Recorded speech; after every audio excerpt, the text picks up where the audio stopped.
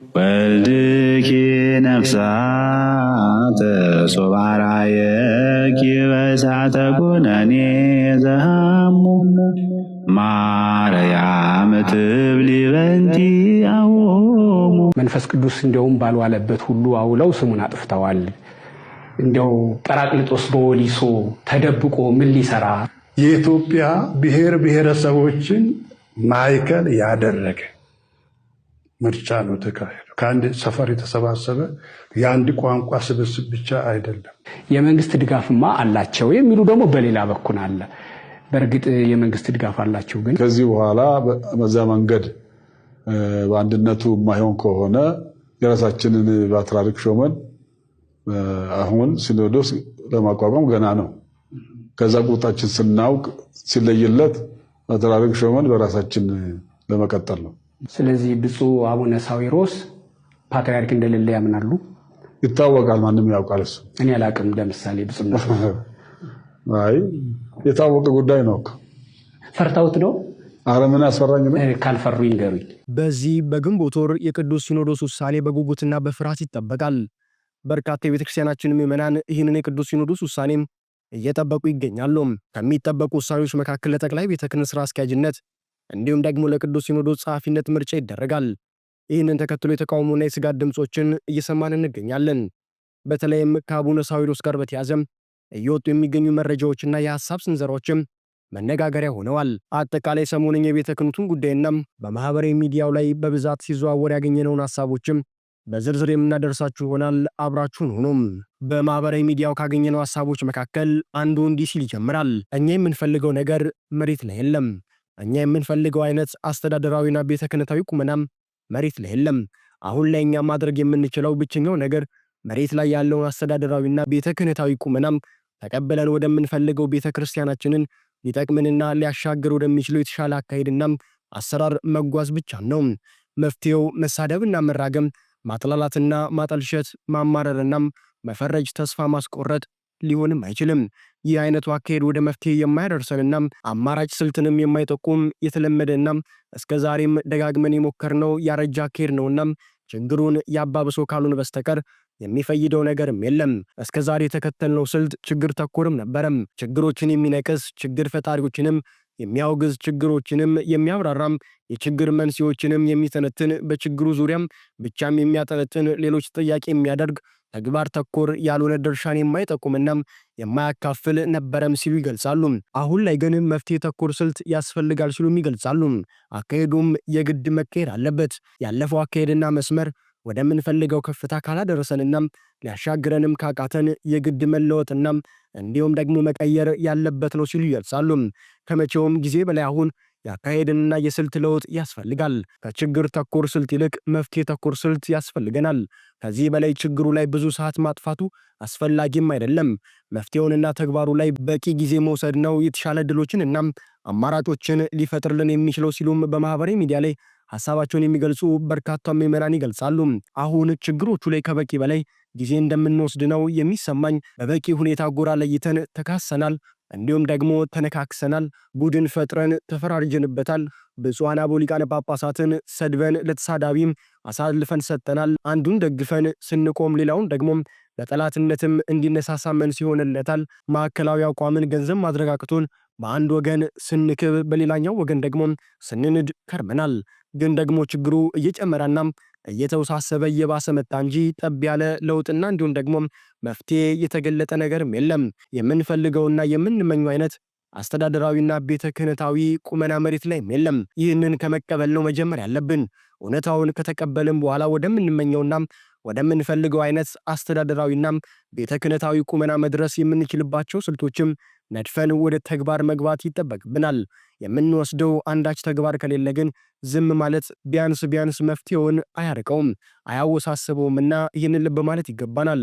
እድል ተገኘ ተብሎም ሁሉንም ተጠያቂ ማድረግ፣ ጠልቶ ማስጠላት፣ ሰድቦ ማሰደብ፣ መፈረጅ፣ ጠላት ማብዛት፣ ክፍተትና ቅሬታ መፍጠር፣ የመገለልና ወገን አይደለሁም የሚል ስሜትን እንዲነግስ ማድረግ መፍትሄውን ያርቀው ካልሆነ በስተቀር የሚፈጥረው አንዳች በጎ ዕድልም የለም። የግድ ጎራ መለየት የለብንም። ሳንፈርጅ መፍትሄ መፈለግ አንችልም ወይ ሲሉም ይጠይቃሉ። ጠላት ሳናበዛስ መስራት አንችልምንም? ሳንሳደብና ሳናጎረመርም እንዲሁም ደግሞ ሳንራገም መጀመር አንችልምንም? በትክክል ግን የምንፈልገውንና እያደረግን ያለነው ነገር ምንድነው ብለን ራሳችንን መጠየቅ ይገባናል። ቤተ ክርስቲያኒቱ ያሉባት ችግሮች አልበቃ ብለውም እኛም በተጨማሪ ሌላ ችግር እየሆንባትና ችግር ፈጣሪዎች ሆነናል። አማረልኝ ብለን ውጤቱን ሳናመዛዝን እንዳመጣልን የምናገረው ለምንድን ነው ሲሉም የሚጠይቁ በርካቶች ናቸው። የጠቀመን እየመሰለን ቤተ ክርስቲያናችንን የምንጎዳው እስከ መቼ ነው? የመፍትሄው አካል መሆንና ድርሻ መውሰድም ቢያቅተን ስሜታችንን መቆጣጠርና ንግግራችንንም ማረም ቢያቅተን እንኳን ቢያንስ እንዴት ዝም ማለት ያቅተናል ሲሉ የሚጠይቁ የቤተ ክርስቲያኒቱ ምዕመናን ቁጥር ከፍ እያለ መጥቷል። እኛ የምንፈልገው ነገር መሬት ላይ የለም። መሬት ላይ የምናወርደውና እውን የምናደርገው ግን እኛው ራሳችንን። የእኛ ድርሻ ሌላ አካል መጥቶ እንዲወስድልን መጠበቅ ሞኝነት ነው ሲሉም ጠንከር ያለ ሀሳባቸውን ሰንዝረው ሀሳባቸውን የሚያጠቃልሉም በርካታ ማህበራዊ ሚዲያ ላይ የሚሰሩ ሰዎችን እየተመለከትን እንገኛለን። በአንጻሩ ሰሞንኛ ማህበራዊ ሚዲያ ላይ ከቤተ ክህነቱ ጋር በተያያዘ ሲነሱ ከነበሩ ጉዳዮች መካከል አንደኛው ደግሞ ለጠቅላይ ቤተ ክህነት ስራ አስኪያጅነት የምረጡኝ ቅስቀሳ የሚለው ጉዳይ ነው። ሊቀ ነቢያት ሙሴ ሕዝበ እስራኤልን ከባርነት ያወጣ ዘንድ እግዚአብሔር መርጦ በልቅናና ኖላዊነት ሲሰይመውም አፌ ኮልታፋ ምላሴም ጸያፍ የሆነ ሰው ነኝ ሲል እግዚአብሔር እየሾሙ እንኳን ለእርሱ ሹመት የሚመጥን እንዳልነበረ ከአምላኩ ጋር ይሟገት ነበረ። ይህንን አይነት ትህትናና ዝቅ ማለት ከፍታም እንደነ ብፁዕ ወቅዱስ አቡነ ተክለ ሃይማኖት የመሳሰሉ ቅዱሳን አባቶቻችን በቅዱስ ፓትርያርክነት ሲሰየሙ እንኳን መንበሩን ጥለው ገዳም ለመግባት ሞክረው በወታደር ጭምር ተጠብቀው እንዲጸኑ እንደተደረጉ በዚች ቅድስት ቤተክርስቲያን ላይ ተመልክተናል ሲሉ ሐሳባቸውን ይጀምራሉ።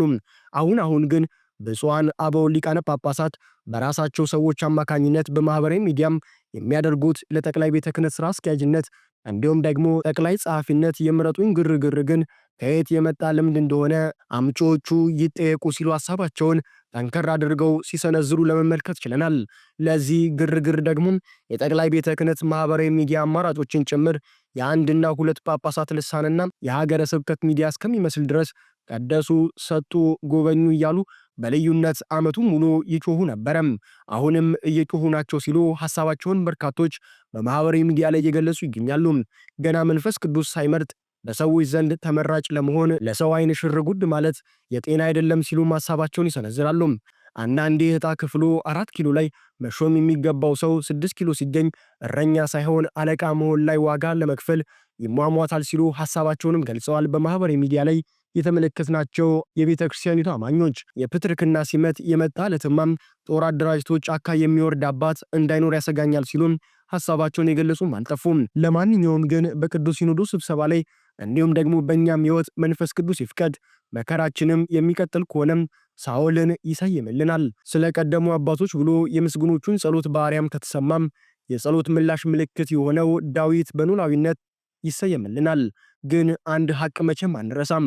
እኛ ማለት በረኞቻችን የተበላን በጎች እንደነበርን ሲሉም ጠንከር ያለ ሐሳባቸውን በማህበራዊ ሚዲያ ላይ ያጋሩ ኦርቶዶክሳውያን ቁጥር በርካታ ነው።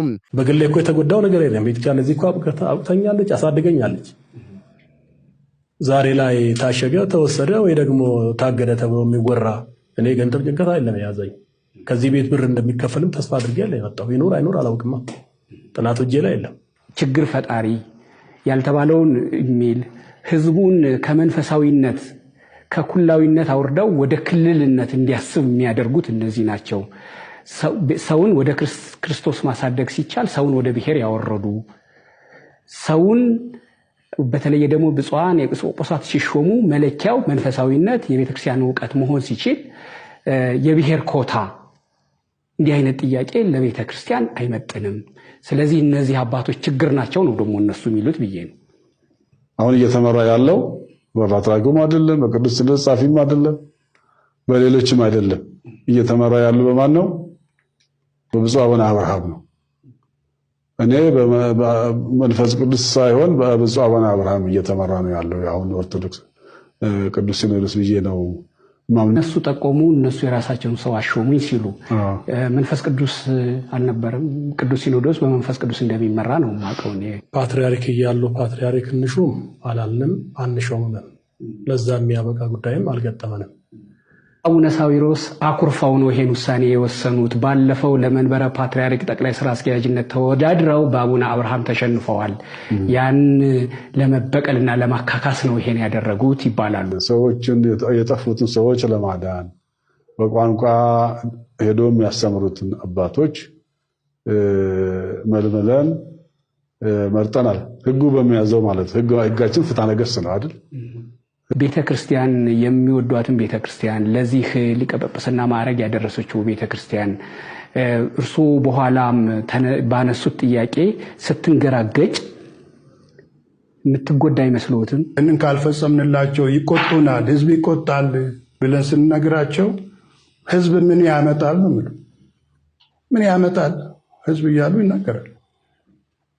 ጠቅላይ ስራ አስኪያጁ ራሳቸው የተናገሩት ነው። ምልዓተ ጉባኤ ላይ እኮ ነው። የህዝብ ፍላጎት የለበትም። ሹመቱም የተደረገው ተሿሚዎች 26 ኤጲስቆጶሳትና 3-4 ሰዎች ባሉበት ነው።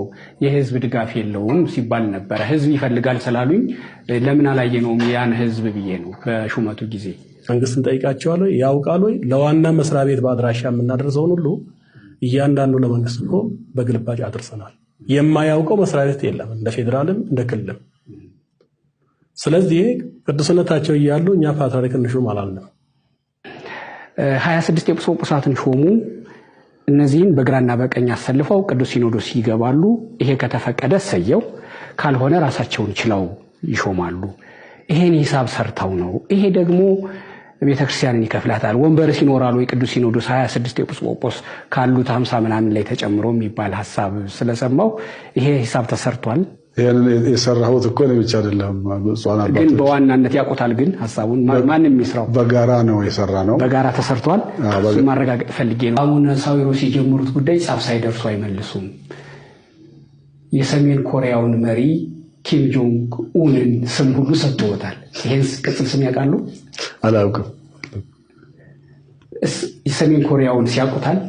መሪውን አውቀዋለሁ። ድንቡሽቡሽ ያለ አመፀኛ፣ ድንበሩ በኒውክሌር የተከበበ ነው። ስሙን የተሰጠሁት ብዬ ነው። እንደው ምናልባት አመፀኛ እያልከኝ እኮ ነው። ሁላችሁም ኦርቶዶክሳውያን አንዳንድ ነገሮች ይሰለቻሉ፣ ይታክታሉ፣ እንዲሁም ደግሞ ይደክማሉ።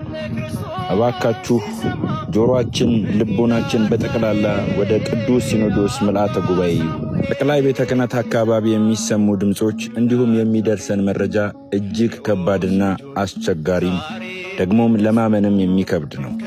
አባቶቻችን ሆይ ይህ ብላቴና ሕፃን የነገራችሁን አልሰማችሁም ይሆን? እባካችሁን የታሪክ ተወቃሽ አትሁኑ። የዚህ ልጅ ድምፅ ሁላችንም ሼር፣ ኮፒ ሊንክ፣ ሪፖስት እናድርግ። አባቶቼ ሊቀ ጳጳሳት መልእክት ማስተላለፍ ፈልጋለሁ። እሺ፣ ማስተላለፋላቸው መልእክትም እባካችሁ የታሪክ ስህተት እንዳትሰሩ እናም በታሪክ ተወቃሽ እንዳትሆኑ እናም እግዚአብሔር በረዳችሁ መጠን ክርስቶስ በደሙ የመሰረታትን ሐዋርያት በስብከታቸው ያጸኗትን ሰማዕታት በደማቸው ቆዩአትን ቤተክርስቲያንን ለኛ ለሕፃናት አስተላልፉልን። የተወደዳችሁ የኖር ቤተሰቦችና ተከታታዮች የሰሞኑ የቤተ ክህነቱና የቤተክርስቲያናችን ጉዳይ ጋር በተያያዘ እየተዘዋወሩ የነበሩ ጉዳዮችን በሁለት ጽንፍና በሁለት የሐሳብ ልዩነቶች መካከል የነበሩ ጉዳዮችን በዚህ መልኩ ወደ እናንተ አደረስን። በሌሎች መረጃዎችና ጉዳዮች ዳግም እስከምንገናኝ ለዛሬው እዚህ ጋር አበቃን። ይቆየን።